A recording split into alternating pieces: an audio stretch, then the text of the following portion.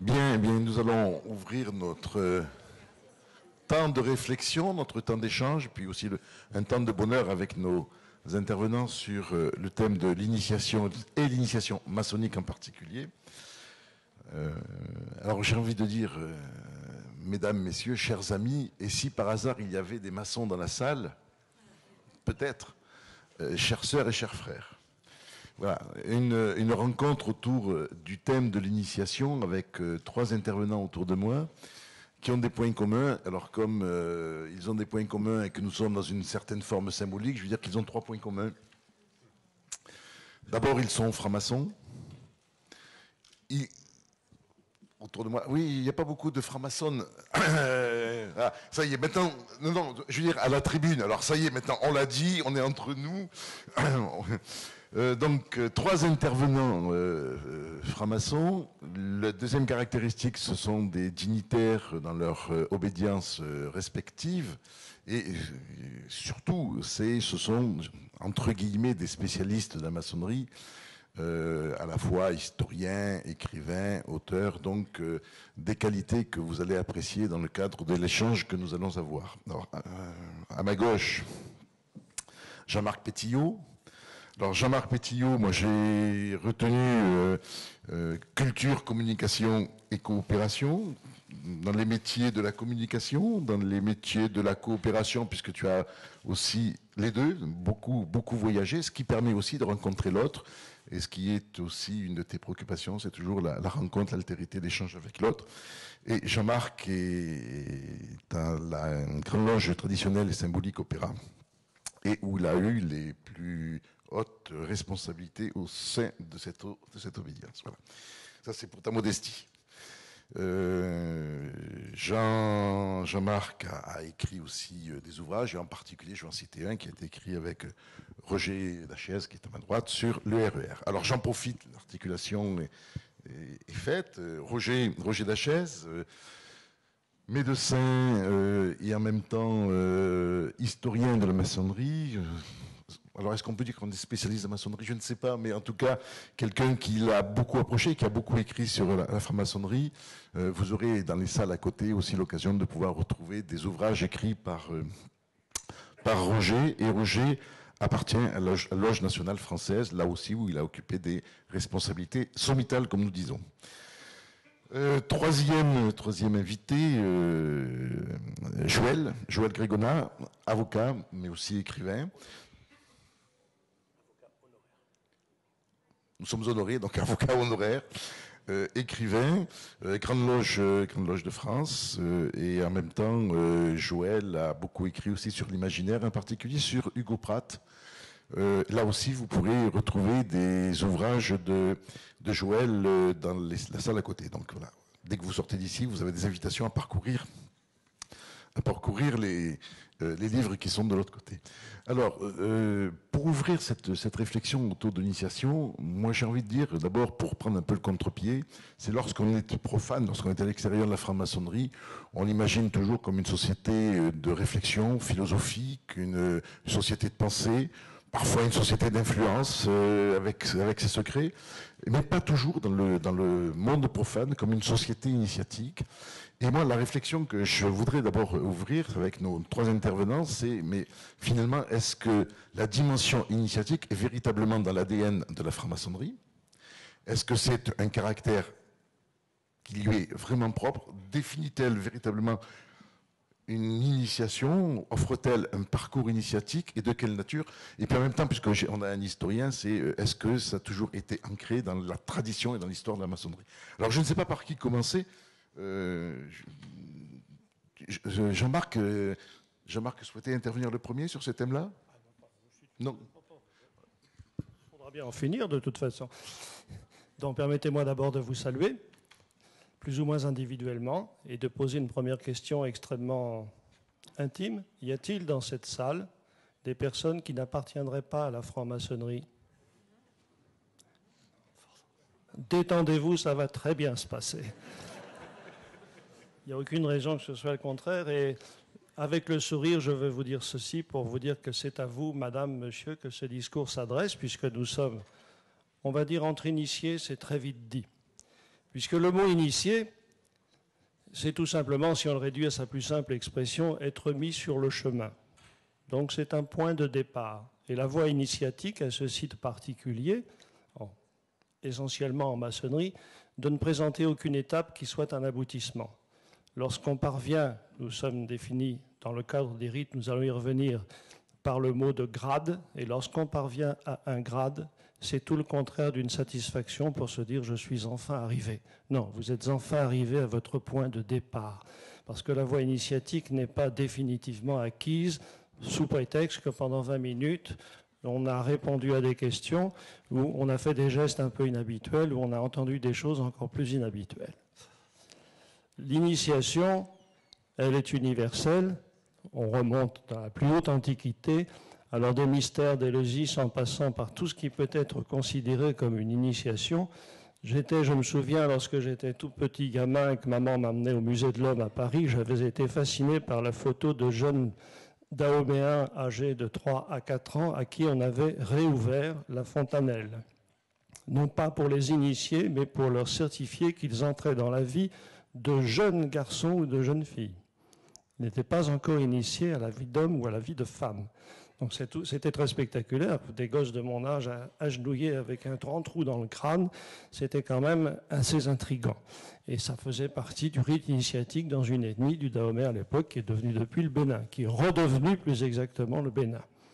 Donc j'ai par la suite, il a été souligné, je le remercie, eu l'occasion dans ma folle jeunesse de voyager un petit peu en Afrique et de constater une chose très intéressante pour nous autres maçons et peut-être encore plus intéressante pour les profanes. Je souligne au passage qu'en tant que franc-maçon, on appartient nécessairement au monde profane. Profane, ça n'a rien de péjoratif. Quand nous parlons d'un profane, profanum, c'est tout simplement être en dehors du temple. Ça ne signifie pas qu'on a des qualités en moins par rapport à ceux qui sont à l'intérieur. C'est souvent le contraire d'ailleurs. Mais ça, c'est pour les initiés. Donc, un autre aspect de cette initiation que j'ai vu chez des adultes, il s'agit cette fois-ci, nous sommes chez les Peuls Bororo. Les Bororo sont une des ethnies qui appartiennent à l'ensemble de l'ethnie sous le terme de Peuls. Et ce soir-là, j'ai eu la chance d'assister au Saro. Le Saro, c'est la fête des jeunes gens qui sont destinés à être mariés. Et ces jeunes gens se tiennent en vis-à-vis, deux rangées qui se font face. Les uns sont torse nus, ceux d'en face sont également torse nus. Ils ont un immense gourdin très très très solide dont ils frappent à la volée le pectoral de ceux qui leur font face.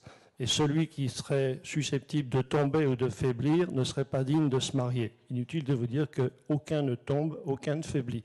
Et ils vous exposent le soir même, ils sont très fiers, ils dansent autour du feu et ils vous exposent le pectoral éclaté en 3 ou 4 endroits différents. Ça saigne beaucoup, c'est très spectaculaire et c'est jugé digne. C'est une forme d'initiation chez eux. On m'a proposé de participer, j'ai refusé avec la plus grande courtoisie, parce qu'en plus, si jamais on avait dit que j'étais digne de me marier, il fallait que je reparte avec une jeune Bororo, qui sont tout à fait charmantes, bien entendu, mais enfin, quand on est déjà engagé dans la vie, ça peut poser problème.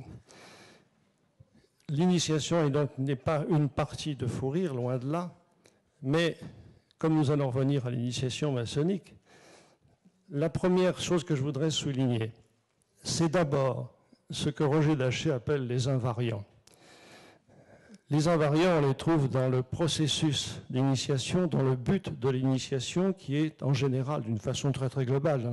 En une minute, on ne va pas faire un tour, je n'ai pas des qualités d'ethnologue.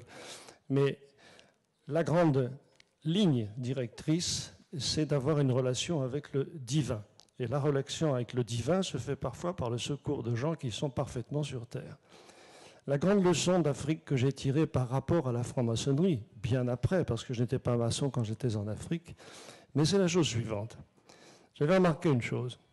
Au Niger, lorsqu'il tombe 5 mm d'eau par an dans une région particulière, ça relève presque du miracle. Il se forme parfois une petite mare d'eau.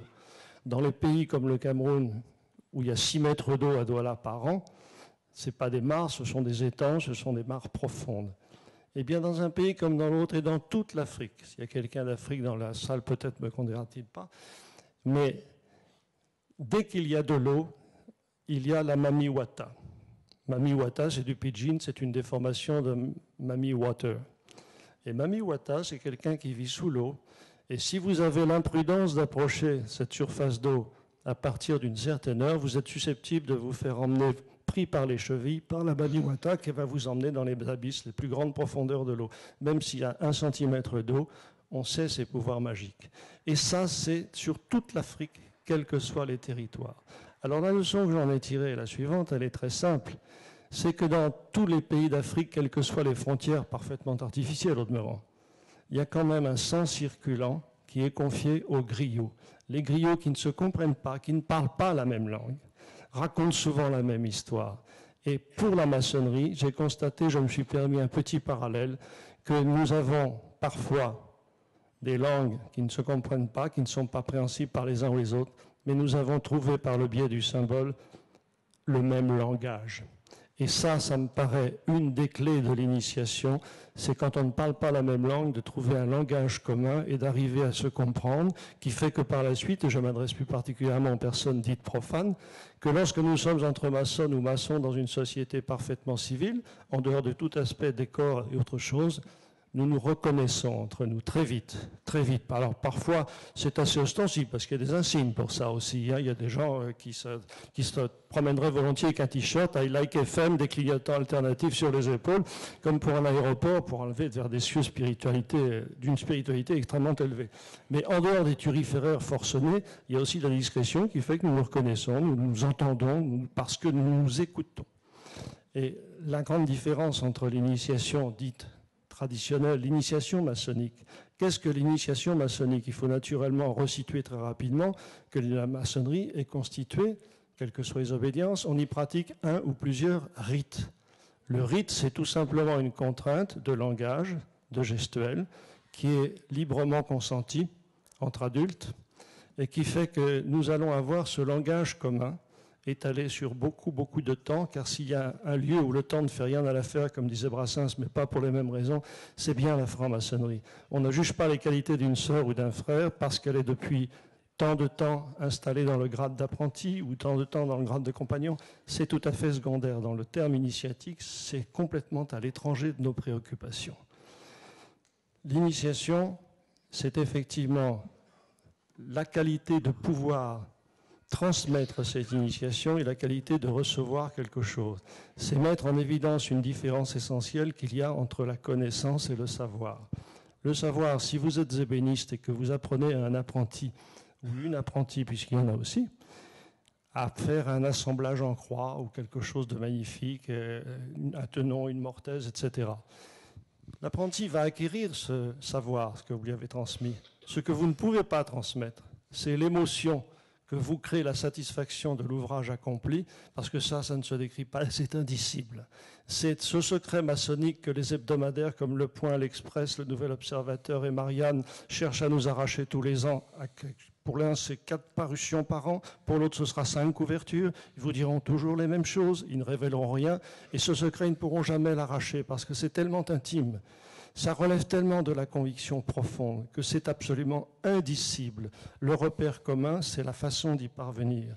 Et la connaissance, eh bien, c'est le moment où peut-être simplement cette émotion qui n'est pas traduisible s'installera à un instant précis, totalement indéfinissable, où l'intuition prend le pas sur le raisonnement et la connaissance prend enfin le devant par rapport au savoir. Et pour parvenir à ce stade qui n'est pas non plus un aboutissement, le moyen le plus simple est réduit entre nous à l'écoute, à l'observation, au regard. Michel Barras disait très joliment autrefois dans un de ses ouvrages intitulé « La conversion du regard ». Et là, je m'adresse aussi particulièrement aux fans. Je vais conclure très vite, je suis dans les temps, c'est parfait. Je repense et je recite, je le fais souvent parce que ça me paraît tellement bien résumer les choses. Un jour, Richard Dupuy, qui fut pendant 13 ans le grand maître de la Grande Loge de France en plusieurs mandats, reçoit, comme plusieurs de ses confrères, un questionnaire de journalistes qui commençait par « À quoi sert la franc-maçonnerie ?» Richard Dupuy écrivit immédiatement « À question simple, réponse simple. La franc-maçonnerie apprend à conjuguer le verbe être en lieu et place du verbe avoir pour cesser d'être quelque chose et devenir enfin quelqu'un. » Voilà, mesdames et messieurs profanes, ce qu'il convient de retenir, n'applaudissez pas, c'est pas de moi, je me permets de citer, je transmets, mais là c'est vraiment la conclusion. Je m'abriterai derrière quelqu'un qui s'appelait Louis-Claude de Saint-Martin, qui a considérablement influencé Victor Hugo la menait, entre autres, et qui disait, ça se finit là, il n'y a plus qu'une phrase, c'est tout. Je rassure. Oui, Saint Martin écrit, je vais vous parler du savoir et de la connaissance. Dans les êtres apparents, il ne reste nulle trace de l'action des êtres vrais. Voilà pourquoi les ténèbres ne peuvent comprendre la lumière. Si tu veux la comprendre, cette lumière, ne la compare à rien de ce que tu connais. Purifie-toi, demande, reçois, agis. Toute l'œuvre est dans ces 4 temps. Purifie-toi, c'est ce que nous appelons laisser les métaux à la porte du temple, n'est-ce pas? Demande, donnez-moi à connaître ce que vous connaissez et aimez ce que vous aimez. C'est comme ça que je terminais la prière des cathares, puisque nous sommes en terre adéquate. Je me permets de les citer, c'est tellement beau. Donnez-moi à connaître ce que vous connaissez et à aimer ce que vous aimez. Reçois, vous allez recevoir. Vous ne pouvez pas imaginer ce que vous recevrez de la part des autres sœurs et des autres frères en termes initiatiques et en termes courants. Et puis agis, ben mon Dieu, c'est ce que nous faisons aujourd'hui, c'est tenter de porter à l'extérieur ce que nous avons promis de donner dans le temple à l'occasion d'épreuves qui sont dites initiatiques. Je vous remercie. Merci Jean-Marc. Jean-Marc a dit qu'il allait conclure. Non, on reste encore un petit moment. Vous aurez l'occasion encore d'entendre Jean-Marc aussi sur d'autres questions et en même temps sur les questions que posera la salle. Alors, Roger, déjà une première approche, en même temps un parallèle avec aussi les initiations qu'on peut découvrir dans d'autres lieux et sous d'autres formes. Moi, le sentiment, quel est ton sentiment, quelle est ton analyse par rapport à la réalité de l'initiation maçonnique? Et puis en même temps, comme tu es historien, est-ce que c'est d'emblée l'initiation maçonnique quelque chose qui est inscrit dans la construction des loges? Oui, c'est cette approche-là que je voudrais suggérer en quelques minutes, parce que c'est celle que j'ai adoptée. Elle n'est pas exclusive des autres, naturellement, mais c'est celle que j'ai adoptée depuis une trentaine d'années, que je me suis livré à un travail de décryptage des sources traditionnelles de la franc-maçonnerie et de ses origines historiques, parce que la franc-maçonnerie n'est pas tombée du ciel. Elle est née dans un certain contexte historique, culturel, et par conséquent, il est important de savoir d'où elle vient, parce que quand on s'intéresse aux circonstances dans lesquelles une structure, une institution vient à naître, on peut soupçonner ce que j'appellerais son intention fondatrice, c'est-à-dire si les fondateurs en question ne nous ont pas laissé une explication très claire des raisons pour lesquelles ils ont décidé de créer tout ça, on peut le soupçonner.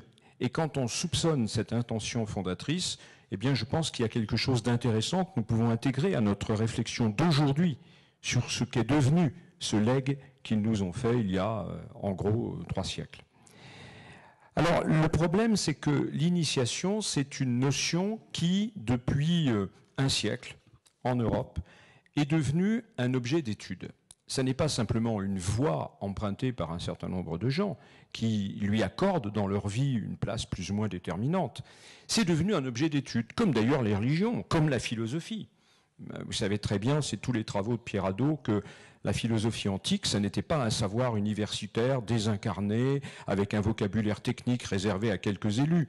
La philosophie, dans la Grèce antique, c'est une manière de vivre. C'est un choix de vie. Vous décidez de vivre en philosophe. Aujourd'hui, la philosophie est une discipline universitaire qui s'enseigne, qui utilise un vocabulaire très technique et qui donne lieu à des dissertations qui sont notées sur 20. Évidemment, vous diriez à un philosophe de la Grèce antique que c'est ça la philosophie, il n'y comprendrait rien. On pourrait dire la même chose des religions. Si on montrait aux fondateurs de la plupart des grandes religions ce que sont devenues les religions qu'ils ont fondées, vous savez qu'un romancier, il y a déjà quelques dizaines d'années, avait écrit un roman qui s'appelait simplement « Le Christ crucifié » et qui montrait que si le Christ revenait dans un petit village sous un nom d'emprunt, il lui arriverait la même chose, parce que 2000 ans après, le monde est devenu largement chrétien, mais son message est toujours incompris. Eh bien, l'initiation, c'est un peu le même problème auquel on se heurte. C'est-à-dire qu'il y a 2 discours sur l'initiation. Il y a un discours interne, si j'ose dire, de celui et de celles qui sont impliqués dans cette démarche-là, puis il y a le discours des spécialistes, qui en font un objet d'étude. Alors, on peut quand même s'intéresser une seconde à ce qu'ils en disent. Par exemple, un des très grands spécialistes de l'anthropologie du fait religieux au XXe siècle, Mircea Eliade, donne dans un de ses ouvrages une définition sur laquelle il a beaucoup réfléchi avant de la formuler, bien entendu. Une définition très pensée, une définition très précise, très pointue, où chaque mot compte, de ce qu'est l'initiation. Alors voilà ce qu'il en dit, c'est à la fois très court et très indigeste. Il dit « L'initiation est une mutation ontologique du régime existentiel ». Bon, alors on pourrait faire une conférence là-dessus. Simplement, le phénomène initiatique est un phénomène qui est répandu dans le temps et l'espace. On voit des phénomènes initiatiques chez les aborigènes d'Australie qui, pendant des milliers d'années, à cause de la distance qui ne vous a pas échappé entre le continent et l'Australie, ont été coupés de toute source et de toute relation avec les peuples continentaux. Et quand on regarde leurs cérémonies initiatiques et qu'on les compare à celles des initiations africaines traditionnelles qu'évoquait tout à l'heure Jean-Marc, ou des phénomènes des sociétés de culte à mystère de la Rome ou de la Grèce antique, on trouve des ressemblances formelles totalement stupéfiantes qui ne peuvent pas s'expliquer matériellement, en tout cas pas de façon prédominante par la théorie de l'emprunt, qui consiste à dire qu'on est allé copier. Non, il y a vraiment des invariants anthropologiques, c'est-à-dire que quelque part dans les couches les plus archaïques du cerveau humain, il se fait que l'être humain, placé devant certaines des questions fondamentales de la condition humaine, a tendance à sécréter les mêmes réponses, où qu'il se trouve. Et l'une de ces réponses, c'est ce qu'on appelle l'initiation. Seulement, le problème, c'est que si vous dites aujourd'hui à un aborigène d'Australie, malgré le fait qu'on les a tous soigneusement massacrés en silence, il en reste quelques-uns qui sont devenus malades, infectés, alcooliques, bon, voilà, mais c'est comme ça. Mais il en reste encore. Si vous leur dites, à la fin d'une de leurs cérémonies, mais je pense qu'on pourrait faire la même chose avec les acteurs des cérémonies traditionnelles africaines dont parlait Jean-Marc. Si à la fin de leur cérémonie, vous leur disiez « C'était très intéressant ce qui vient de se passer, vous venez de procéder à une mutation ontologique de votre régime existentiel ». Je pense qu'ils vont vous regarder avec un air bizarre en disant « Il est un peu fou dans sa tête. Hein. » Voilà. Comme Obélix dit « Ils sont fous les Romains. » Ils sont fous ces gens-là. Ce que je veux simplement suggérer en quelques minutes, c'est que l'initiation dans l'absolu, ça ne veut rien dire. Il y a des formes incarnées historiquement et géographiquement de l'initiation. L'initiation maçonnique, c'est une des formes incarnées historiquement et géographiquement de ce phénomène initiatique. Seulement, si on s'y intéresse une seconde, on va s'apercevoir qu'il y a un autre niveau de complexité dans cette première complexité. C'est-à-dire que sous le nom d'initiation maçonnique, dans le temps et l'espace, on a entendu et on entend encore aujourd'hui des choses extrêmement différentes. Par exemple, le terme d'initiation n'apparaît pas dans les textes maçonniques avant 1730. Il y a des francs-maçons en Angleterre dans la deuxième moitié du XVIIe siècle. On crée la première loge en 1717. Les constitutions d'Anderson sont de 1723. La première loge est à Paris en 1725. Le mot initiation est inconnu du monde maçonnique à cette époque. Et il ne va faire son entrée que très progressivement. Et quand on cherche à savoir, ce qui n'est pas simple, à travers les textes, à travers la correspondance, car il y a une correspondance abondante, et elle est plus enrichissante que les textes maçonniques eux-mêmes, des francs-maçons entre eux. Ce qu'ils entendent à cette époque par initiation, ils entendent quelque chose qui existe, par exemple, dans l'Église catholique, quand on dit le baptême est le sacrement de l'initiation chrétienne. Ben, ça veut dire vous commencez à être chrétien quand vous êtes baptisé. Voilà. Ça veut ni plus ni moins dire que ça. L'idée que l'initiation, c'est un processus spirituel ou psychologique, ou psychique, ou intellectuel, qui va en quelque sorte chercher sa voie entre la réflexion philosophique et l'engagement religieux, en sachant d'ailleurs que ça n'est incompatible ni avec l'un ni avec l'autre, ben c'est une idée qui s'est construite. Ça, je crois que c'est un premier point sur lequel on aura sans doute l'occasion de revenir, mais que je veux souligner à présent. L'idée que la franc-maçonnerie est une société initiatique au sens où Mircea Eliade peut parler de la mutation ontologique du régime existentiel, c'est une idée tardive dans la franc-maçonnerie, qui par exemple en France n'apparaît pas avant la deuxième moitié du XVIIIe siècle, alors qu'il y a déjà au moins 2 ou 3 générations de francs-maçons qui ont précédé. Donc on peut s'interroger, qu'est-ce que c'était que la franc-maçonnerie pour eux avant? Ça c'est le premier point, dans la profondeur historique. Mais maintenant regardons la situation contemporaine, aujourd'hui, ici et maintenant. quand on regarde les francs-maçons qui sont répandus à la surface du globe. Nous sommes, même en France, où il y a une extraordinaire diversité, où nous possédons le record mondial toute catégorie du nombre d'obédiences, bon, comme de syndicats, de partis politiques et de clubs de vélo. Bon, mais en dehors de ça, malgré ça, nous savons très bien les francs-maçons moyens, français, comme on parle du français moyen, c'est-à-dire c'est pas un français qui est moyen, c'est la moyenne de tout. Bah, ils sont assez d'accord sur ce que c'est en gros que la franc-maçonnerie, même s'il y a des petites querelles de famille. Mais par exemple, prenons un franc-maçon anglais. Et on ne peut pas quand même dire que les Anglais ne connaissent rien à la franc-maçonnerie. On peut être d'accord ou pas avec eux, mais c'est eux qui l'ont inventé, c'est pas nous. Donc, c'est quand même intéressant de savoir ce que ceux qui ont inventé la franc-maçonnerie en pensent. Si vous dites à un Anglais moyen que la franc-maçonnerie est une société initiatique ou ésotérique, je vous assure qu'il va vous regarder, lui aussi, comme l'aborigène d'Australie. Il ne comprend pas ça. Il vous dit, la franc-maçonnerie, c'est une société symbolique dans laquelle on est reçu en signe de reconnaissance sociale. D'ailleurs, très souvent encore en Angleterre, quand on est reçu dans une loge, on publie une petite annonce dans la presse et on donne une réception à cette occasion-là, exactement comme quand vous recevez les palmes académiques ou la Légion d'honneur, vous faites une réception pour vos amis. J'ai été reçu dans l'ordre maçonnique, donc j'ai le plaisir de vous inviter pour fêter l'événement. Et ça enseigne ce qu'ils appellent les principes sacrés de la moralité. Et récemment d'ailleurs, parce que nous nous faisons l'idée que, et c'est un point peut-être sur lequel aussi on pourra revenir dans la discussion, le point distinctif de la franc-maçonnerie anglaise, c'est que, deux points ouvrez les guillemets, elle croit en Dieu et que les autres, c'est pas obligatoire. Oui, certes, mais ça n'a rien à voir. Ça n'a rien à voir de spécifique avec la franc-maçonnerie. Un franc-maçon anglais, de haut rang, député grand maître de la Grande Eugénie d'Angleterre, expliquait il y a 2 ans, je cite, la franc-maçonnerie, ça n'a rien à voir avec la religion. La franc-maçonnerie, ça n'a rien à voir avec la spiritualité. Pour ça, il y a les églises. Nous cherchons simplement à former, je cite, de bons pères, de bons maris et de bons citoyens. On se fait parfois des idées étranges sur les francs-maçonneries qu'on ne connaît pas ou qu'on croit connaître à travers des clichés.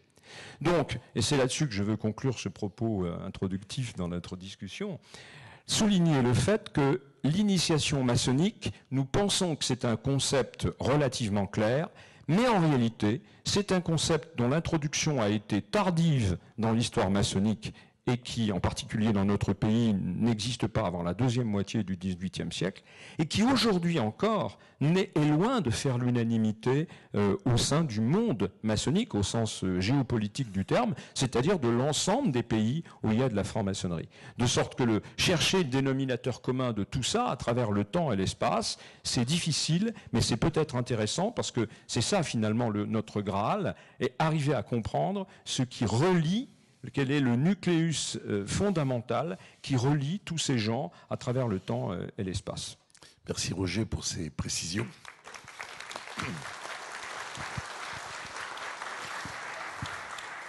Qui nous laisserait penser que finalement l'initiation maçonnique, c'est un regard de la maçonnerie française que nous connaissons, peut-être de spécificité locale.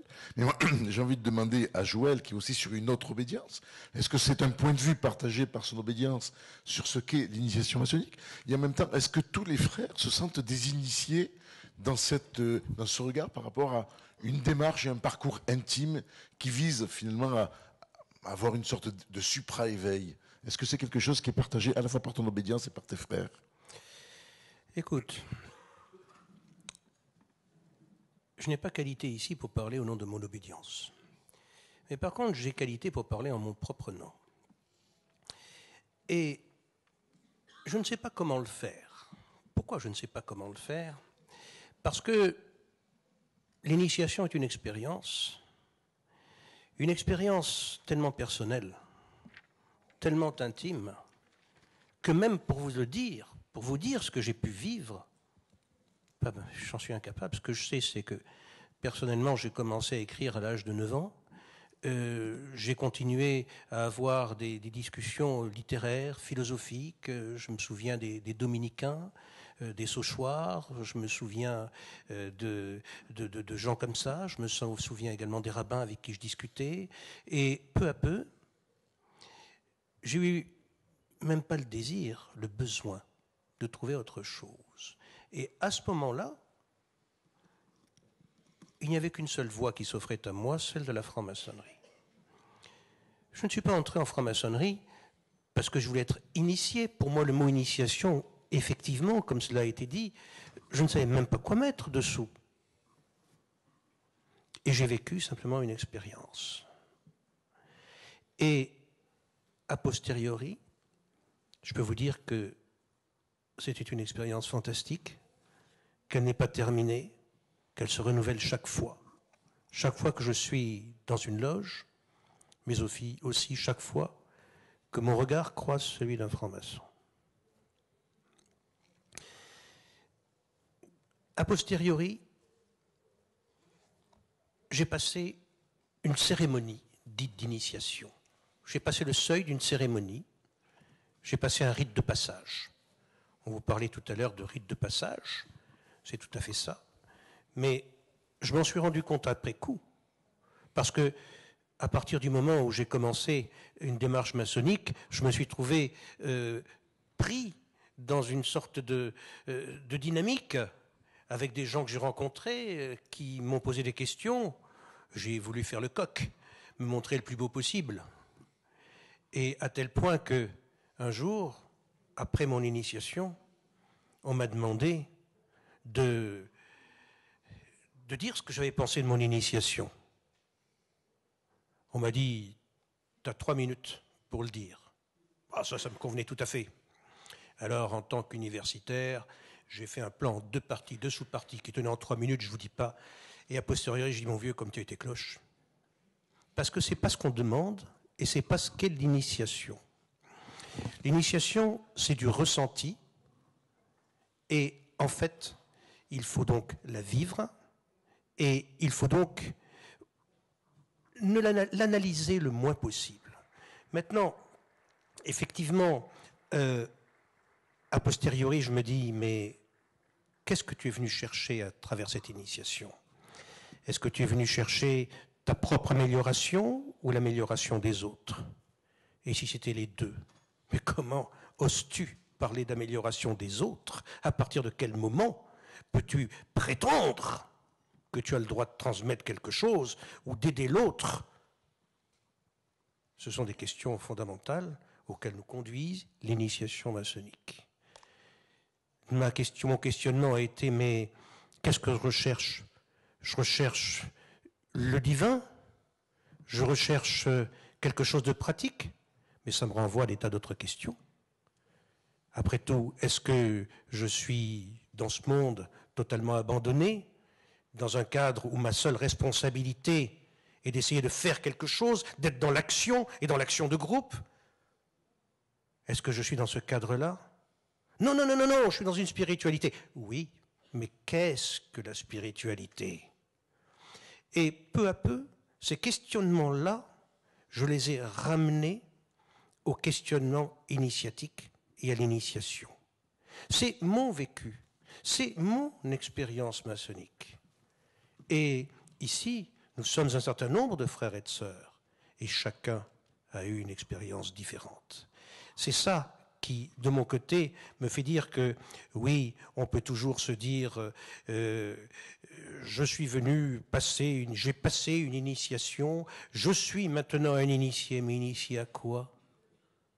On n'arrête pas également d'être initié, et par contre, ce que l'initiation maçonnique m'apporte de particulier par rapport aux autres initiations que j'ai pu lire dans l'anthropologie, effectivement, qu'on peut lire dans Mircea Eliade, qu'on peut lire dans Fraser, qu'on peut lire dans Mauss, qu'on peut lire partout.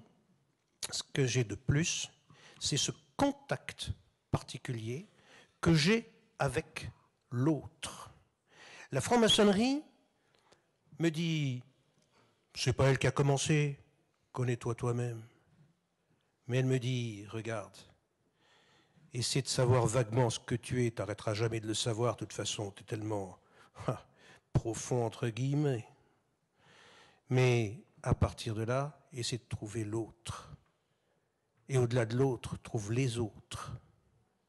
Inclus-toi dans un monde où l'autre est important, non pas parce qu'il est ton semblable, non pas parce qu'il est complémentaire à toi, mais parce qu'il est différent.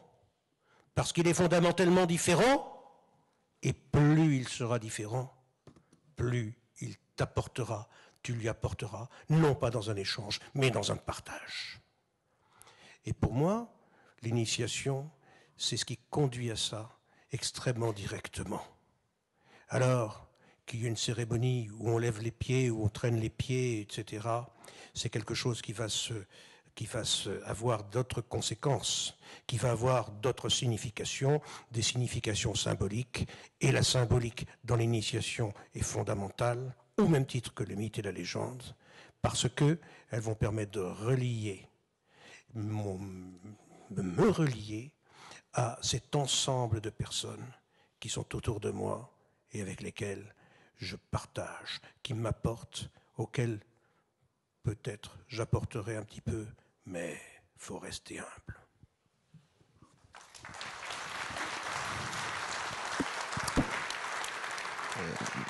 Merci Joël. Je voudrais, pour compléter ou rebondir sur les propos de Joël, interroger mes deux intervenants près de moi. Finalement, on a commencé à essayer de définir ce qu'était l'initiation maçonnique vue sous un aspect plus ou moins institutionnel.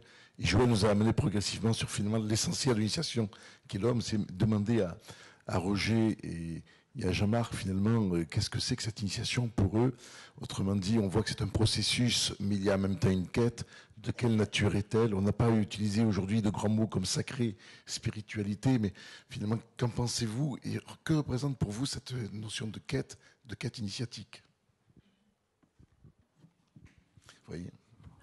Oui, c'est toujours très difficile de se livrer à cet exercice-là parce qu'il a quelque chose d'un peu impudique et que selon la nature et la personnalité de chacun d'entre nous, c'est difficile. En plus, dans mon cas particulier, il y a une clé importante, c'est que je suis protestant, mais pas un protestant de tradition, un vrai protestant engagé qui appartient à son église, qui en est même conseiller presbytéral. Et vous savez que les protestants n'aiment pas beaucoup parler d'eux-mêmes. Alors, bon, mais ici on est dans un pays qui n'est pas très éloigné des endroits où il y en a beaucoup, donc on comprendra mieux. Ce que je veux simplement dire, c'est que chaque expérience de ce point de vue-là est une expérience tout à fait singulière. Moi, quand j'étais adolescent, comme tous les adolescents, ou comme beaucoup d'adolescents en tout cas à cette époque-là, je ne sais pas si c'est vrai aujourd'hui, mais peut-être, j'ai connu ce qu'on appelle une crise métaphysique. Vous savez, vous avez 15 ans et le monde n'est pas comme vous voudriez. Et voilà, vous vous dites qu'il y a certainement une autre façon de le voir. Et quand vous avez 15 ans, vous êtes contre les institutions, par définition, par nature. Donc vous cherchez une voie que les autres n'ont pas cherchée, ou n'ont pas trouvée, ou à laquelle ils n'ont pas pensé. Parce que vos parents ils savent pas tout. Vous avez tout compris.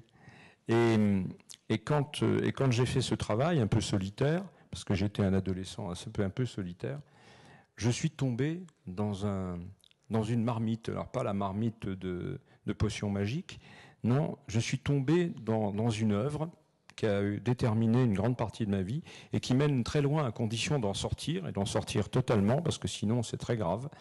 C'est l'œuvre de René Guénon. René Guénon est un des penseurs qui exerce encore aujourd'hui une certaine influence sur la vision qu'on a de la maçonnerie en France, un tout petit peu en Italie, pratiquement nulle part ailleurs, il ne faut pas se faire d'illusions. Les auteurs anglo-américains ne connaissent pratiquement pas René Guénon, même s'il a été traduit dans toutes les langues, mais il n'a aucune influence dans la franc-maçonnerie. Et Guénon est un personnage tout à fait singulier parce qu'il a été franc-maçon 3 ans dans sa vie, et en réalité, toute sa vie, il a fortement influencé dans l'avant-guerre. L'essentiel de son œuvre est entre 1925 et 1945. Sur ce point, en tout cas, il a fortement influencé une certaine renaissance d'un esprit traditionnel dans la franc-maçonnerie en France. Et Guénon a forgé une théorie de l'initiation, a forgé une théorie de la maçonnerie qui, quand on a 15 ans, est absolument fascinante. Parce que, voilà, tout est écrit, tout est dit, il n'y a plus qu'à se couler dans le moule, et on va, grâce à l'initiation, recevoir l'influence spirituelle d'origine non humaine qui remonte aux sources mêmes de l'humanité. C'est extraordinaire. Non. Mais le résultat, c'est que à l'âge de 15 ans, je disais, un jour, je serai franc-maçon. Je sais que ce n'est pas très fréquent, mais c'est comme ça. Alors, il a fallu faire des études, il a fallu faire plein de choses, évidemment. Et donc, moi, je suis devenu franc-maçon très tard, à 25 ans. Mais ça faisait 10 ans que je réfléchissais sur cette question-là, et c'était très amusant, ou plutôt pas très amusant, c'est que le jour de mon initiation, je savais à la virgule près tout ce qui allait se passer. Ce qui n'est quand même pas très commun. Et mon principal travail, c'était d'essayer d'oublier ce que je savais. Voilà. Sauf que j'ai un jour découvert la réalité, ce que Jean Verdun, de cette très belle expression dont il a fait le titre d'un livre qui a fait l'objet de multiples rééditions et qui est un livre magnifique. Un jour, j'ai découvert la réalité maçonnique. C'est-à-dire que jusque-là, je me faisais une certaine idée de la franc-maçonnerie. C'était un concept. Et puis, il y a la réalité maçonnique. Et je voudrais simplement dire une chose, parce qu'on va en dire plein tout au cours de cette petite réunion et cette discussion, mais c'est ça qui m'a le plus frappé. Je me faisais une certaine idée de la franc-maçonnerie. Pour moi, c'était intellectuel, psychologique, spirituel, presque mystique. Mais je n'avais jamais rencontré de franc-maçon et je ne savais pas ce que c'était que la franc-maçonnerie. Et j'ai découvert quelque chose qui est la présence de l'autre dans la franc-maçonnerie. C'est-à-dire que j'ai découvert le fait que la franc-maçonnerie, ce n'était pas un concept, c'était la vie d'une communauté humaine, de gens qui ont tous des parcours différents, qui ont tous des motivations différentes, et que les circonstances de leur vie, les méandres de leur pensée, conduisent à se retrouver à travers ce chemin commun qu'est la cérémonie ou les cérémonies d'initiation, et qui font qu'ils ont désormais une étiquette, ils sont francs-maçons. Et ils doivent s'enfermer à intervalles réguliers pendant quelques heures pour respecter des règles communes et travailler sur certains objets. Et pour moi, voilà, la grande découverte de l'initiation, c'est que ce n'était pas une extase mystique, ce à quoi j'allais dire naïvement, je m'attendais peut-être plus ou moins, mais je me suis sorti de la cérémonie d'initiation, j'étais toujours le même, je ne pouvais pas voler dans les airs, je n'avais pas de pouvoir magique, c'était un peu décevant. Mais j'ai découvert une communauté de personnes que, par mes études, le milieu dans lequel j'évoluais, je n'aurais probablement jamais rencontré. Cette expérience humaine, au fond, c'est ça. Le terme essentiel. L'initiation, ce n'est pas simplement un truc d'intello qu'on peut définir avec des mots compliqués, même s'il ne faut pas mépriser cet aspect des choses. C'est aussi une expérience humaine unique. Et dans cette expérience-là, c'est grâce à cette expérience humaine, à cette interactivité humaine normée par le cadre maçonnique, qu'on peut effectivement se transformer soi-même. C'est ça que j'en ai surtout retenu.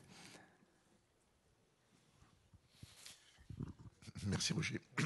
C'est pour toi. Oui, Jean-Marc, alors c'était un peu le même regard. Aventure personnelle, intime, oui, sans enquête. Tellement intime que je me réfugierais devant l'humoriste qui disait « Assez parlé de moi, parlons de vous, qu'est-ce que vous pensez de moi ?» Alors je n'irai pas jusque-là. Mais je pourrais, dans le droit fil de ce que vient de dire Roger, qui est une merveilleuse passation, je n'ai pas grand-chose à ajouter. Peut-être faire... Allez, je vais faire abstraction de ma pudeur maladive, mais je ne peux pas parler de mon expérience personnelle, ça m'est totalement impossible. En revanche, je peux confier ce que j'ai pu observer autour et qui finalement m'a fait refléter ce que j'étais peut-être aux yeux des autres. Ça, c'est effectivement un rituel, puisque nous parlions tout à l'heure d'initiation, de rituel. Un rituel, je le disais, c'est une contrainte gestuelle, une contrainte de phrase. Il y a un rituel qui est connu de tout le monde. Enfin, tous ceux qui se sont mariés un jour à la mairie ont entendu la même phrase dite au même moment par le maire, quelles que soient les circonstances, quel que soit le département. C'est écrit, c'est la loi. Ce qu'ajoute le maire à titre personnel, c'est autre chose. La différence entre un rituel et ce rite du mariage, c'est que le rituel va vous apporter quelque chose qui, dans le temps, ne va faire que se développer. Et effectivement, va vous permettre d'acquérir quelque chose qui vous permettra de vous transformer petit à petit. Mais c'est très long, c'est un processus qui tient toute la vie. Parce que si c'était une recette, les grands mystiques, que ce soit Saint Jean de la Croix, je pense, tenez, si Bernadette de Lourdes avait su effectivement que le mysticisme était à portée de tous, elle aurait laissé un livre intitulé « La Vierge pour les nuls ». Et si le Padre Pio avait voulu vous dire « Les stigmates, vous les voulez, je vais vous montrer comment il faut faire ». Soyons sérieux, c'est absolument indicible. Et je dis ça avec peu d'ironie et un immense respect, parce que la foi force le respect. La foi, comme disait saint Augustin, c'est l'assurance des choses que l'on ne voit pas et l'espérance de celles qui n'ont pas de réalité. Alors, à partir de là, on peut bâtir un univers entier. Mais très concrètement, ce qu'apporte la franc-maçonnerie sous quelque forme qu'elle soit pratiquée, quel qu'en soit le rite, il y a deux choses que je tiens à souligner qui sont très simples. Dans n'importe quelle loge, féminine, mixte, masculine, quelle qu'elle soit, il y a nécessairement une personne qui vous importune, au minimum. Il y en a une. Quand vous vous posez la question de savoir que vient-on faire en loge, il arrive que vous regardiez cet homme ou cette femme en vous disant qu'est-ce que lui est venu faire ici? Parce que dans le civil, il y a peu de chances pour que j'ai lié un lien d'amitié avec cet homme ou avec cette femme. Et puis, quand vous êtes apprenti, vous n'êtes pas condamné, mais vous êtes prié d'observer le silence pendant un certain temps. Et puis un jour, il y a quelqu'un qui fait un travail et la discussion s'installe. À la fin de ce travail, comme nous le faisons aujourd'hui, on discute entre nous. Et comme vous n'avez pas le droit de parler, vous vous impatientez, vous dites, mais il n'y en a pas un qui dirait ça, bon sang de bois, si je pouvais parler, qu'est-ce que je leur dirais? Je leur en mettrais plein la vue. Et à ce moment-là, celui dont vous pensez que c'est un malfaisant se lève et dit exactement ce que vous aviez l'intention de dire, et il le dit parfois beaucoup mieux que vous ne l'auriez dit. Ça, c'est la toute belle leçon d'humilité. Mais la vraie, ça n'est pas la fausse humilité du bossu qui vient dire je voulais vous présenter ma fiancée Aurore, monseigneur. Voyez-vous, cette obséquiosité. Ça n'a rien à voir. Et ce qui est tout à fait étonnant, et ça c'est peut-être le plus beau de tous les cadeaux de la franc-maçonnerie. Imaginons que vous soyez en vis-à-vis. Dans un temple, on est assis de chaque côté. Eh bien, il arrive ce jour extraordinaire que je tentais de situer tout à l'heure, où lorsque vous passez entre les colonnes des frères ou des sœurs et des frères et des sœurs, vous sentez exactement l'impression qui fut la vôtre la première fois que vous vous êtes trouvé entre deux miroirs dans un hall d'entrée d'immeuble assez luxueux ou tout simplement dans votre cabinet de toilette. Quand vous voyez 2000 Jean-Marc à gauche ou 2000 Jean-Marc à droite, si vous vous appelez Jean-Marc, ça peut être Raymond, hein, ou Lucienne, c'est pareil, c'est le même procédé. Eh bien, vous avez l'impression, en passant entre les frères et les sœurs, d'être dans la même situation. Vous vous voyez sous leur regard, parce que ce moment extraordinaire est arrivé où, sous le regard, vous êtes en même temps l'œil dont il est issu. Maître Eckhart l'a dit infiniment mieux que moi, l'œil avec lequel Dieu me voit est le même œil avec lequel je vois Dieu. Alors, toute proportion gardée, cette façon de trouver dans l'autre une partie du reflet que vous ne soupçonniez même pas chez vous, très sincèrement, je crois qu'il n'y a que la franc-maçonnerie qui peut vous l'apporter. Merci Jean-Marc.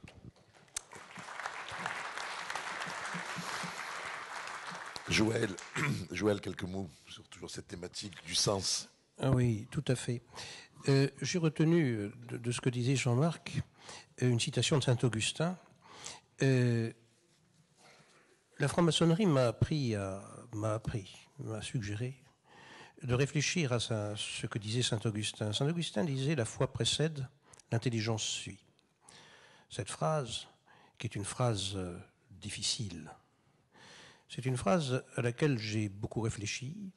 C'est une phrase qui m'a mené à me demander si j'avais la foi. Et si j'avais la foi, en quoi j'avais la foi. Et je me suis rendu compte qu'en tant que franc-maçon, j'avais la foi en l'homme avec un grand H. Et puis, Jean-Marc a tout à l'heure, avec beaucoup de sagesse, parlé du rituel. Est-ce qu'on doit être prisonnier d'un rituel qui finalement est un dogme? Il y a des rituels en franc-maçonnerie. Est-ce que ce ne sont pas des dogmes finalement qu'on nous impose? C'est une question à laquelle j'ai aussi personnellement réfléchi. Je me suis demandé si une franc-maçonnerie sans rituel pouvait exister, personnellement, mais cela n'engage que moi. Je me suis dit qu'il n'y avait pas de franc-maçonnerie sans rituel. Et alors pourquoi? Parce que c'est ce rituel qui, en dehors de ces aspects classiques du rituel, qui sont d'unir des gens qui vont à droite, à gauche, dans un espace, dans le temps, etc., dans l'espace et le temps, faire des mêmes gestes, en dehors de ça, je me suis dit que ce que je trouvais, moi, dans le rituel qui est le mien, c'est simplement des suggestions. Le rituel me permet de réfléchir, me suggère des choses. Et puis, surtout, il me les suggère d'une manière très particulière, puisque très souvent, il est bourré de contradictions. Et pourquoi est-il des contradictions? Je me suis posé la question et je me suis dit finalement, il y a des contradictions tout simplement pour que j'apprenne à en sortir. Un paradoxe est extrêmement enrichissant, à condition d'en sortir. Et comment sort-on du paradoxe? En trouvant toujours le tiers inclus et non pas le tiers exclu. Et ce que je vous dis là, c'est personnellement une réflexion que je me suis faite sur la franc-maçonnerie. Cela dit, il y a différents rituels, effectivement. L'ensemble des rituels des différents grades faisant un rite. Mais au bout du compte, ce que les uns et les autres, ici nous avons 3 rites différents, tous les trois intervenants. Eh bien, au bout du compte, on recherche la même chose, essayer de se situer par rapport à l'autre, essayer de se redresser, essayer de regarder vers le haut. Et finalement, on se rend compte au bout du compte, à la fin du trajet, ou à la fin, au fur et à mesure du trajet, au fur et à mesure qu'il se perpétue, on se rend compte que nous travaillons tous à la même amélioration, à la fois morale, à la fois spirituelle, à la fois je ne sais pas trop quoi, mais on essaie d'avancer dans une dynamique qui, quelque part, peut ressembler au mythe de Sisyphe, sans être toutefois le Sisyphe de Camus.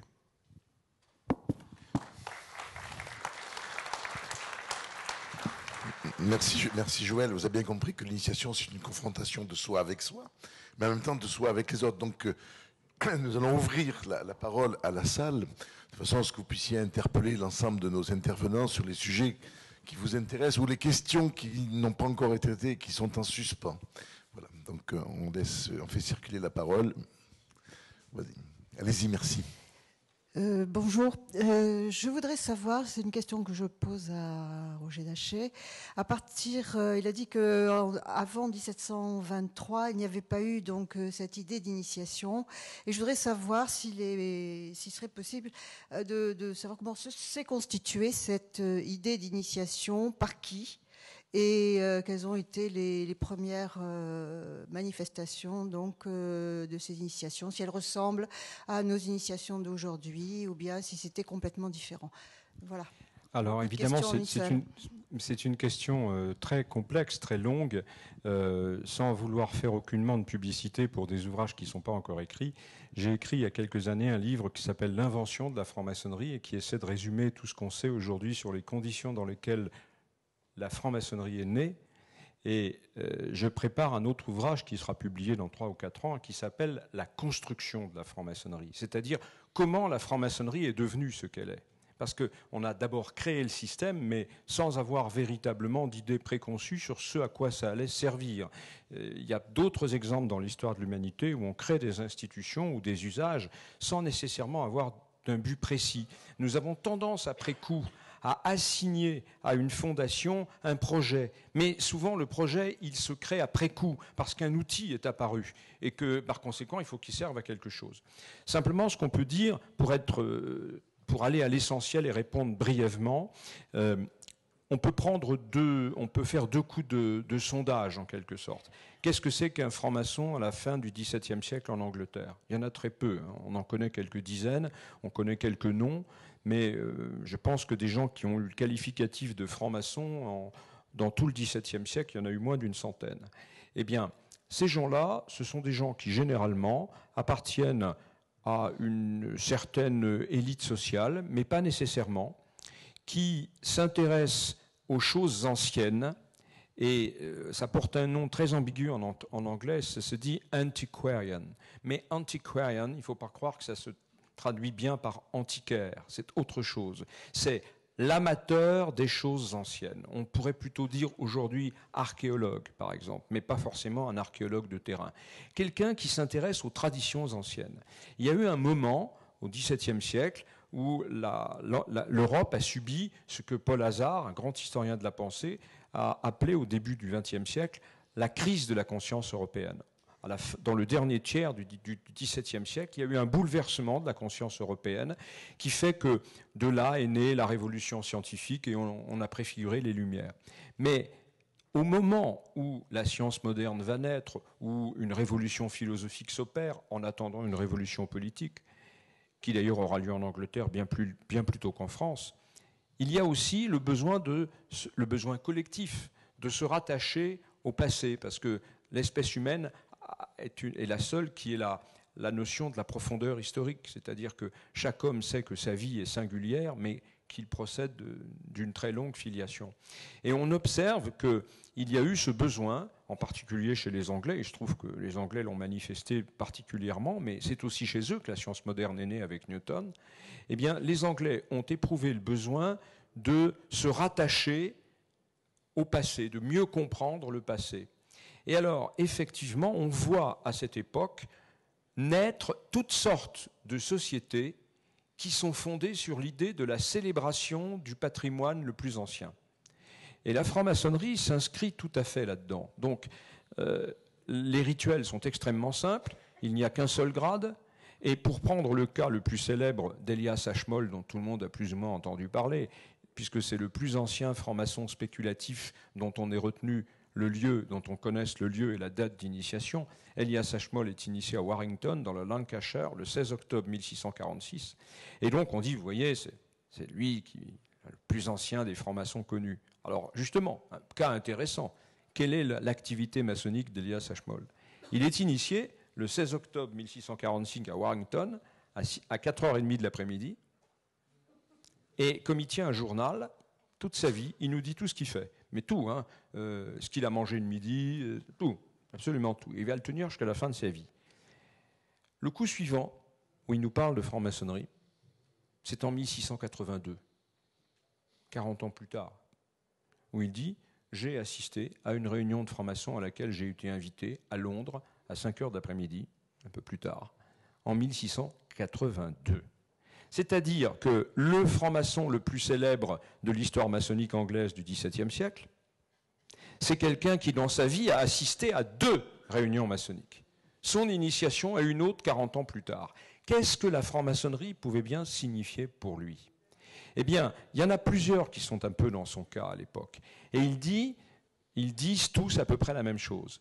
Nous avons eu le sentiment que dans cette association-là, qui se rattachait à la mythologie des bâtisseurs, des cathédrales ou d'autres choses, et qui racontait une histoire mythique, celle de l'origine de la construction depuis le paradis terrestre, puisqu'on raconte, et d'ailleurs on le reprendra dans Anderson, que la première loge a eu lieu au paradis terrestre avec Adam comme vénérable, ses 2 fils comme surveillants, ce qui explique d'ailleurs beaucoup de choses parmi celles qui peuvent se passer dans des loges d'ailleurs, hein, Caïn et Abel, enfin, bref. Et d'ailleurs, j'observe que dans cette histoire, il y a un truc qu'on ne nous dit pas, c'est que pendant qu'Adam présidait et que ses 2 fils étaient surveillants, on ne nous dit pas où était Ève. Mais toute cette histoire, pour eux, avait du sens, parce qu'à un moment où la conscience occidentale était bouleversée, où le monde était renversé, où plus rien n'était comme avant, ce genre de société créait une permanence. Au fond, c'est ça, ça a été le besoin de permanence. Et puis, le deuxième temps, et ça ce sera beaucoup plus rapide, qui amorce peut-être l'approche vers ce que nous voyons dans la franc-maçonnerie, je ne pense pas que c'est en Angleterre que ça soit fait, je pense que c'est plutôt en France. Parce que la France était un pays où la franc-maçonnerie n'aurait normalement jamais dû prospérer. Elle était dans un contexte politique et religieux entièrement différent de celui de l'Angleterre et a priori tout à fait hostile à ce genre de société venue d'un pays protestant et où tout se passait de manière égalitaire. La France de Louis XV, c'est pas tout à fait ça. Et néanmoins, la franc-maçonnerie en France a trouvé sa terre d'élection. Ça a été prodigieux. Elle a ensemencé une grande partie de l'Europe. Mais nous sommes là à un moment où, sur le plan religieux notamment, tout le monde est catholique parce que depuis la révocation de l'édit de Nantes, en France, en 1685, en France, on avait le choix entre 3 possibilités sur le plan religieux, être catholique, catholique ou catholique. Donc évidemment, ça veut dire qu'il y avait beaucoup de gens qui étaient catholiques par obligation. mais que l'Église catholique, qui d'ailleurs était dans une période de très grande pauvreté théologique, avec un clergé totalement déstructuré, le haut clergé ne s'occupant plus de rien, le bas clergé étant ignare, avait une très faible, la plupart des catholiques, des fidèles, avaient une très faible considération pour l'appareil de l'Église catholique. Mais ça ne veut pas dire que ces hommes et ces femmes n'avaient pas une aspiration. Et un certain nombre d'entre eux vont trouver dans la franc-maçonnerie un lieu discret, un lieu un peu dans la pénombre, un lieu un peu à l'abri, un lieu un peu à l'écart, où on va se mettre à parler de légendes mythologiques, de personnages bibliques, de personnages anciens, où on va accomplir des rituels, et où bien entendu, parce que la franc-maçonnerie est comme ça à l'époque, on va parler de Dieu, on va parler de l'absolu, on va parler de la transcendance, on va parler de plein de choses. Mais on va en parler dans un cadre qui n'est plus du tout normé, qui est un cadre totalement libre et indépendant. Et à ce moment-là, on voit bien émerger progressivement cet entre-deux que va constituer la franc-maçonnerie dans un pays comme celui-là, c'est-à-dire quelque chose qui est à mi-chemin de, comme je le disais tout à l'heure, de la réflexion philosophique et de l'engagement religieux, qui tient un peu des deux, mais qui essaie d'éviter les écueils de l'un et de l'autre. Et c'est à partir de ce besoin-là qui va se structurer, qui va s'enrichir parce qu'on va réécrire des grades qui vont exactement dans ce sens, que dans la deuxième moitié du XVIIIe siècle, ce modèle de l'initiation comme une voie spirituelle et morale originale, une voie du milieu, va se constituer progressivement et probablement de France va s'étendre à tous les pays du monde. Mais je le disais tout à l'heure, c'est une vision de la maçonnerie qui est encore largement ignorée en Angleterre et c'est remarquable. Ça, c'est un marqueur historique. Ça veut dire que l'influence française ne s'est jamais vraiment fait sentir en Angleterre dans le domaine maçonnique et que l'Angleterre a continué à propager son premier modèle où la franc-maçonnerie, c'est essentiellement une sociabilité fraternelle et bienfaisante, caritative, avec une très grande activité caritative, mais qui se sent assez étrangère au modèle plus continental de cet entre-deux entre la réflexion philosophique et l'engagement religieux. Merci. Merci Roger. Voilà. Une autre prise de parole. Voilà, bon, je suis un profane. Pour moi, c'est la complexité entre deux notions, je veux dire, la tradition et la modernité. Parce que, je veux dire, la tradition, au sens classique, ça peut être un retour en arrière, et puis la modernité peut être vers le progressisme. Mais je m'aperçois que aussi, dans le progressisme, il n'y a pas eu forcément aller toujours en avant. Je m'aperçois qu'à des moments, le progressisme, je veux dire, il est revenu vers l'arrière, vers des parties de tradition. Alors, je veux dire, aujourd'hui, comment éviter les écueils qui ont été dans la tradition et dans le progressisme pour arriver vers vers d'autres pistes, parce que moi je dis aujourd'hui, moi je suis pas optimiste quand je vois au niveau sociétal. J'ai l'impression que on est dans des régressions à tout un tas de niveaux, au niveau économique, au niveau sociétal, au niveau même de ce que peut être l'un vers l'autre, c'est-à-dire qu'il y a la méfiance de l'un envers l'autre. Voilà. Merci. Monsieur, vous avez prononcé l'un des mots-clés, le mot tradition, modernisme. Une sainte femme qui était mon professeur de français nous disait, n'oubliez jamais les enfants, que les Romains étaient modernes en leur temps. Donc le modernisme et l'actualité, la tradition, puisque nous sommes pas très loin de la patrie de Jaurès, je crois. Jaurès disait la tradition, c'est pas couver des cendres, c'est souffler sur des braises. Jean-Marie Tjibaou, peu avant sa disparition tragique, avait été interrogé par l'un d'entre nous d'ailleurs, enfin l'un d'entre nous, un frère, dans le cadre d'une mission qui n'avait rien à voir avec la maçonnerie. Et ce frère avait demandé à Jean-Marie Tjibaou, qu'est-ce que pour vous la tradition? Et Tjibaou a répondu, la tradition, c'est ce que demain feront nos enfants. Quant à Martin Buber, il a eu cette définition assez extraordinaire de la tradition. disons la tradition est la plus noble des libertés pour la génération qui l'assume avec une claire conscience de sa signification. Elle est le plus misérable des esclavages pour celui qui la recueille par opportunisme ou par paresse d'esprit. Et ça, cette paresse d'esprit, c'est peut-être l'ennemi héréditaire de la franc-maçonnerie, quelle que soit l'obédience, quel que soit le rite qui y soit pratiqué. Nous avons entre nous un objectif commun, qui est d'aller au-delà de ce que nous proposons. Vous parlez de l'actualité. Bien, forte récompense à qui trouvera une émission de télévision qui soit basée sur un principe d'intelligence, par exemple. Bon, ça, c'est déjà un programme ambitieux, voyez-vous. Vous avez... Merci. Mais je le pense sincèrement, excusez-moi, je ne voudrais pas choquer. Mais vous avez, en franc-maçonnerie, cette occasion exceptionnelle, une fois ou deux par mois, d'échapper non pas au langage, mais à une absence totale de langage. Nous n'avons pas adapté la modernité à la maçonnerie, on ne fait pas encore de tenue en disant « Vas-y, Val, venez vous voyez, on ne met pas la casquette à l'envers. Ça n'a rien de péjoratif pour les gens qui mettent la casquette à l'envers. Ils font partie de la société. Je le disais tout à l'heure, nous faisons partie du monde profane. Donc si nous avons l'occasion d'acquérir, parce que nous sommes ensemble entre frères et sœurs, une espèce de force morale, je dirais, qui nous mène. Nous avons une promesse solennelle quand nous sommes en tenue.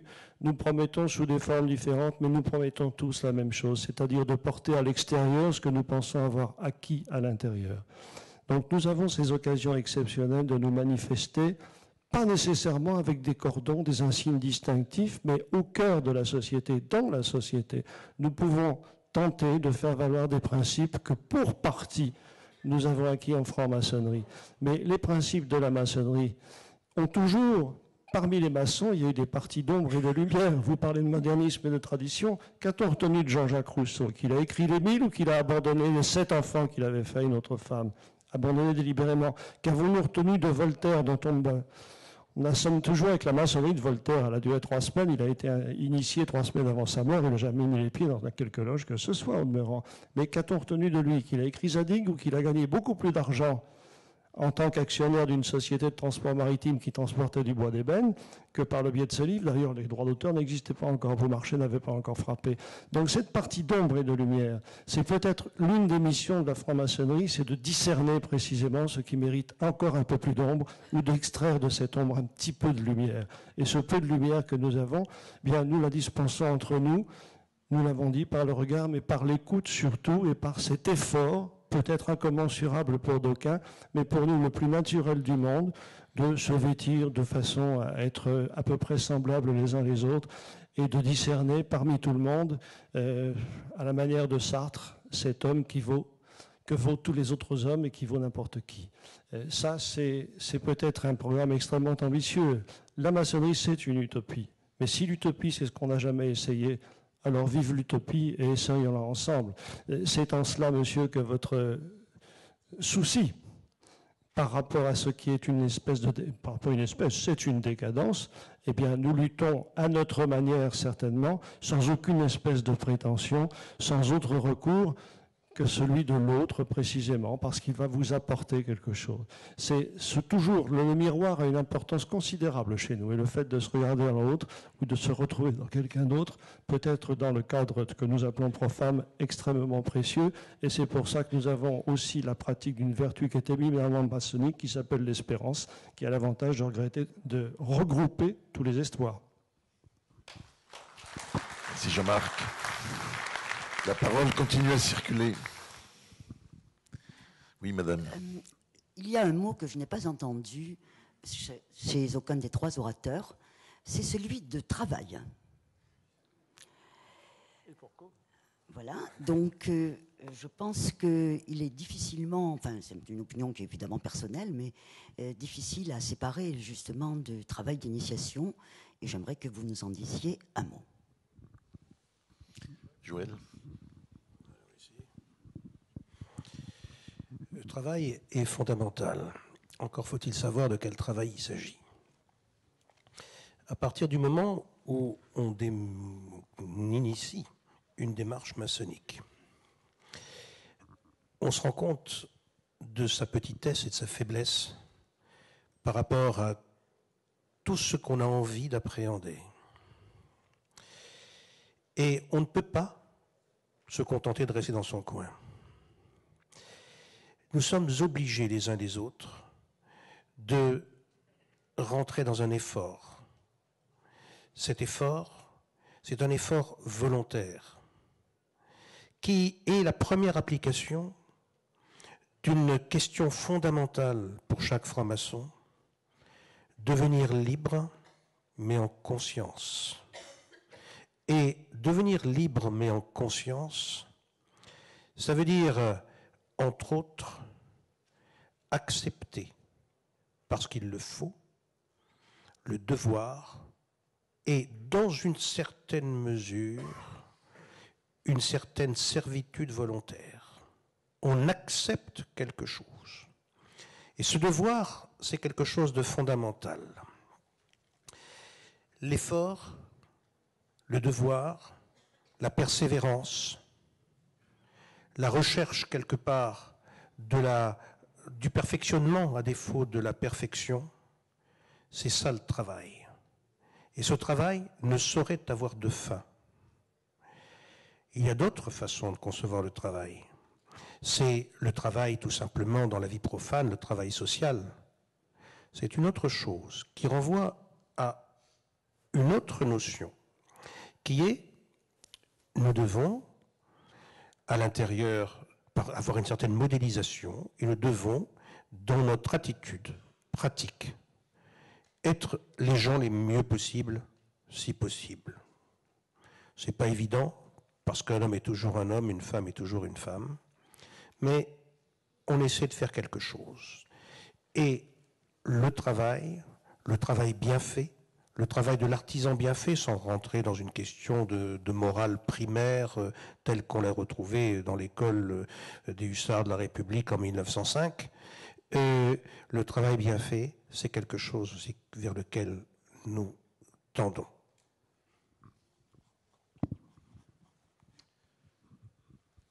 La parole continue à circuler. Alors, en maçonnerie, évidemment, le 3 est très important. Il y a eu 3 prises de parole, mais on peut aller au-delà. Ce n'est pas interdit.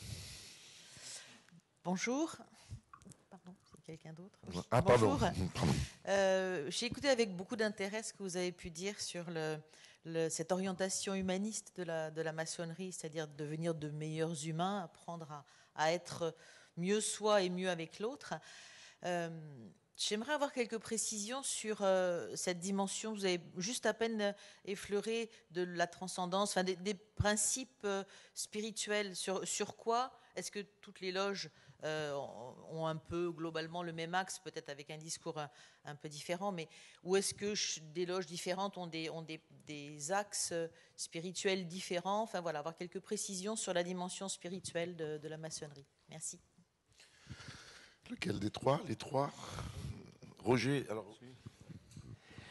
C'est un problème, c'est une question qui se pose particulièrement en France, parce qu'il faut rappeler que dans 80, on ne sait pas très bien combien il y a de francs-maçons dans le monde, parce qu'il faut distinguer les chiffres selon les organisateurs et selon la police. Mais on peut penser que quand on vous dit des chiffres de 4 ou 5 millions, ils sont faux. Aujourd'hui, on est certainement plus près de 2 millions à 3 millions dans l'ensemble du monde. Et 81% au moins de ce nombre se situe aux États-Unis et en Angleterre. C'est-à-dire que la maçonnerie américaine et anglaise ou anglo-saxonne ou britannique constitue de très très loin la masse la plus lourde et la plus importante de tous les francs-maçons de tous les temps, et aujourd'hui encore. Et il y a un principe de base dans cette maçonnerie-là, sur lequel elle n'a jamais varié, c'est que pour être franc-maçon, il faut croire en Dieu. Voilà, c'est comme ça. Mais ce sont des pays, ça ne vous a pas échappé, essentiellement protestants, chez qui il n'y a jamais eu, ou depuis longtemps en tout cas, il n'y a plus eu de querelle entre l'État et les églises, et où, au modèle de la laïcité, qui est le modèle qui est né dans les pays catholiques lorsqu'il y a eu un conflit entre l'État et l'Église catholique, on a préféré le modèle de la liberté religieuse, qui est tout à fait autre chose. C'est-à-dire qu'on accepte une infinie diversité religieuse, mais que dans ces pays anglo-saxons, je ne parle pas de la franc-maçonnerie, je parle du pays de tous les jours. Dans ces pays anglo-saxons, l'appartenance religieuse est en partie constitutive de l'identité sociale. Si vous n'avez pas d'appartenance religieuse, on ne vous situe pas dans la société. Alors la maçonnerie, qui naturellement est toujours le reflet de la société dans laquelle elle vit, la maçonnerie anglo-saxonne a pris cette disposition. Donc le problème ne se pose que dans la maçonnerie européenne, développée essentiellement dans les pays latins, parce que là, évidemment, l'appartenance religieuse traditionnelle majoritaire est à une église qui, dès 1738, a condamné, et jusqu'à nos jours, et parfois dans des termes extrêmement graves et violents, la franc-maçonnerie. Donc il y avait nécessairement, historiquement, un tiraillement.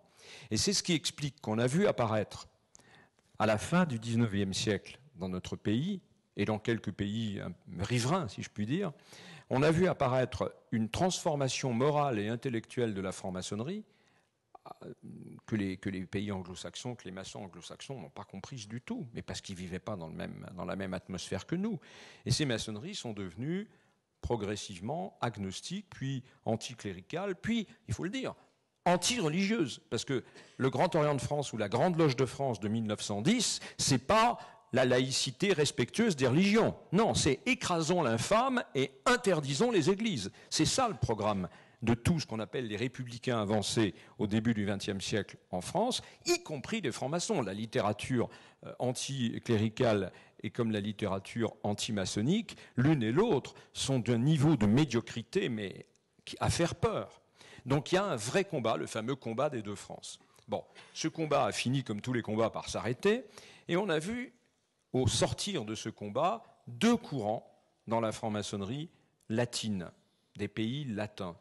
On a vu une maçonnerie qui est l'héritière de ce qui s'est passé dans la deuxième moitié du XIXe siècle, qui est une maçonnerie laïque, républicaine, très, très chatouilleuse quand on parle de religion, bien qu'aujourd'hui l'hostilité systématique et déclarée ne soit plus tellement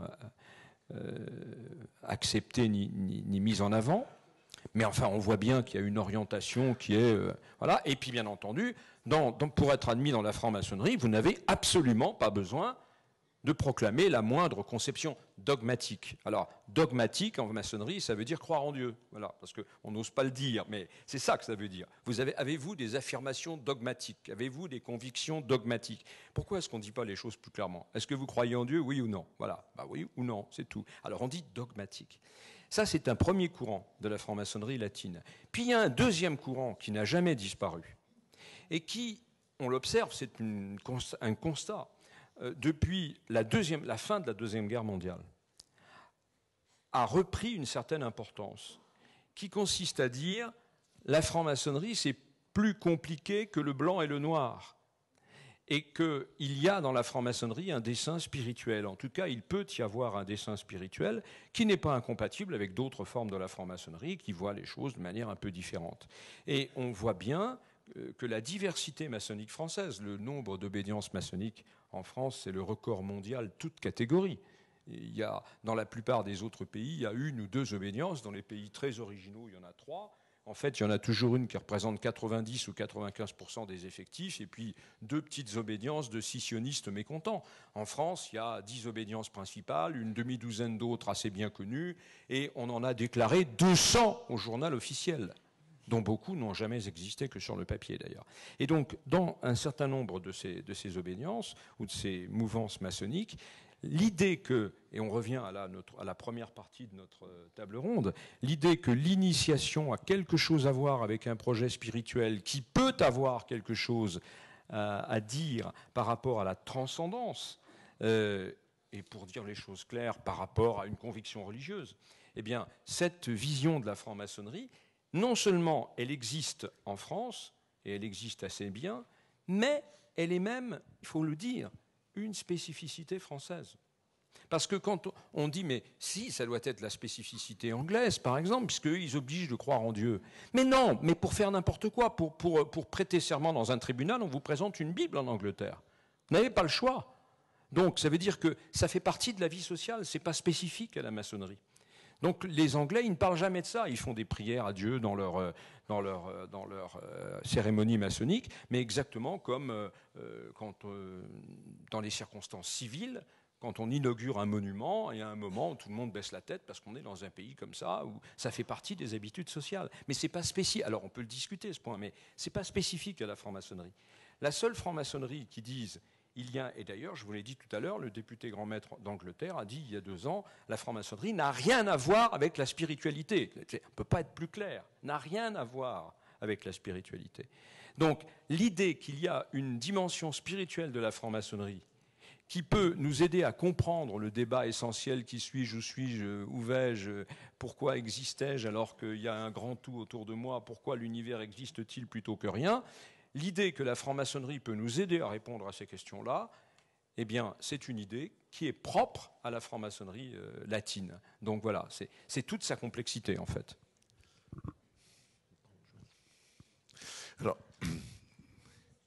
Alors très rapide, parce que nous arrivons au bout de du temps imparti. Alors, les francs-maçonneries germaniques. Alors, Jean-Marc ? Un mot. La franc-maçonnerie a été liquidée par les nazis. Elle était très vivante avant la guerre. Aujourd'hui, vous voyez, la Grande Allemagne, hein, c'est pratiquement 200 millions de personnes.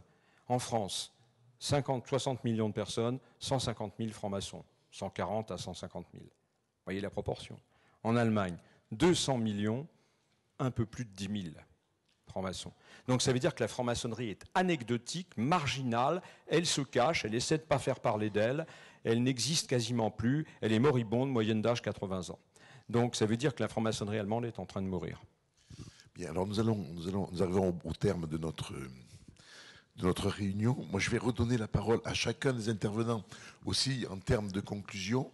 Moi, j'avais aussi une question, on a parlé d'initiation, de démarche initiatique, avec un regard sur le passé, mais finalement, est-ce que la démarche initiatique est moderne et est-ce qu'elle peut répondre aujourd'hui à une reconstruction peut-être des mentalités pour l'avenir? Jean-Marc, on me dit Jean-Marc. Non, je vais vous laisser dire quelque chose quand même. Bien. Non, 2 points. 2 points, ça va aller très très vite.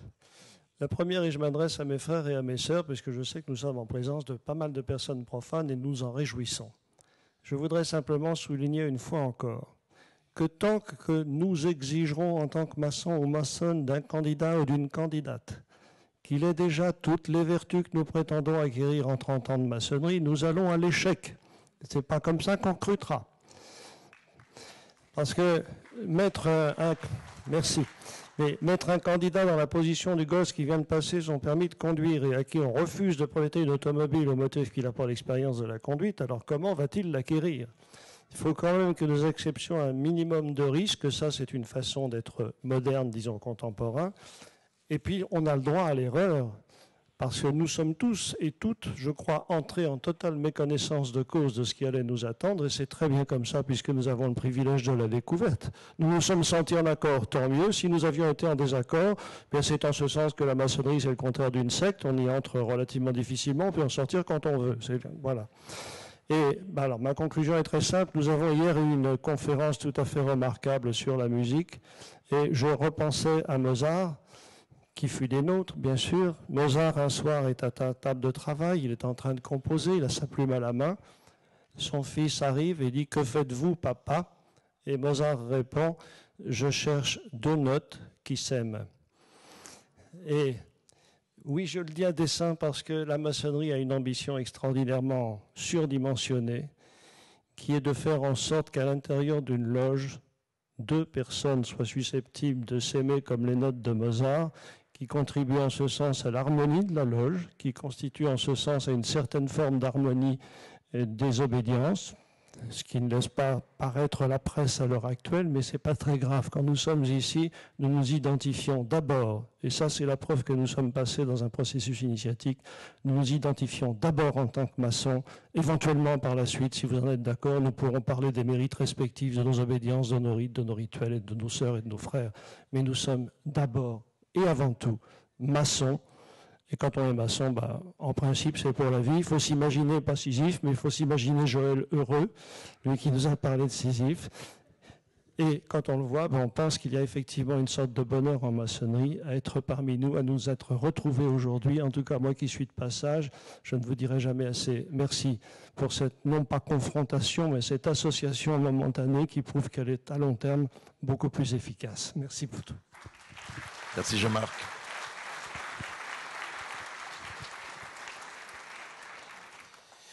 Moi, le message, c'est aux personnes qui ne sont pas maçons ou maçonnes que je vais le faire. Écoutez, d'abord, on peut tout à fait entrer en franc-maçonnerie même si on ne connaît pas de franc-maçon. Dans la salle à côté, c'est pragmatique. Vous avez des tas de petites tables avec des obédiences et des gens de bonne volonté derrière. Et je vous assure, pour être passé dans les tables, pour se les connaître, pour voir que ce ne sont pas des gens qui cherchent à alpaguer, à recruter, à tromper. Et ça ne mange pas de pain d'aller les voir. Et de toute façon, quand on n'a pas de parrain, qu'on ne connaît personne, ben on écrit au siège d'une obédience, on trouve ça dans Internet, et puis voilà. Et puis, je vais vous dire quelque chose. Moi, je suis entré en franc-maçonnerie il y a maintenant quelques années. J'ai jamais regretté. Je vous assure. Essayez aussi de commencer ce voyage.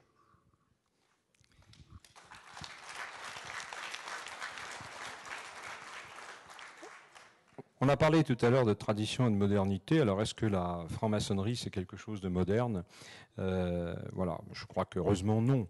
La franc-maçonnerie, telle qu'elle existe aujourd'hui, et notamment dans un pays comme le nôtre, où elle est d'une richesse exceptionnelle, c'est qu'elle n'est plus d'aucun temps. Elle est née dans un temps et dans un lieu, mais elle s'en est affranchie. Alors, elle n'est d'aucun temps, et c'est ça qui fait sa force. Kant, qui est l'introducteur de l'obscurité en philosophie, c'est principalement depuis Kant que la philosophie est devenue incompréhensible pour la plupart des gens. Mais Kant avait de temps en temps la capacité de parler clairement. Et il y a une très très belle phrase de Kant, quand il dit « Il y a deux choses qui m'émerveilleront toujours, la voûte étoilée au-dessus de mes yeux et la loi morale au fond de mon cœur. » Eh bien, je pense que la franc-maçonnerie, c'est un des outils dont nous disposons pour explorer cet abîme fantastique entre l'énigme que nous pose l'univers et cette interrogation qui s'empare un jour ou l'autre de chacun d'entre nous. Mais qu'est-ce que je vais faire, moi, là-dedans ? La franc-maçonnerie ne dispose évidemment pas de toutes les réponses, mais elle nous aide puissamment à poser les bonnes questions.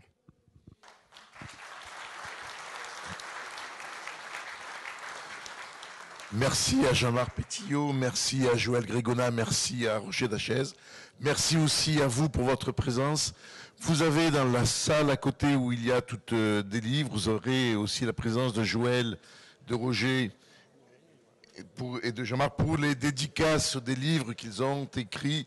Merci, bonne soirée et à très bientôt.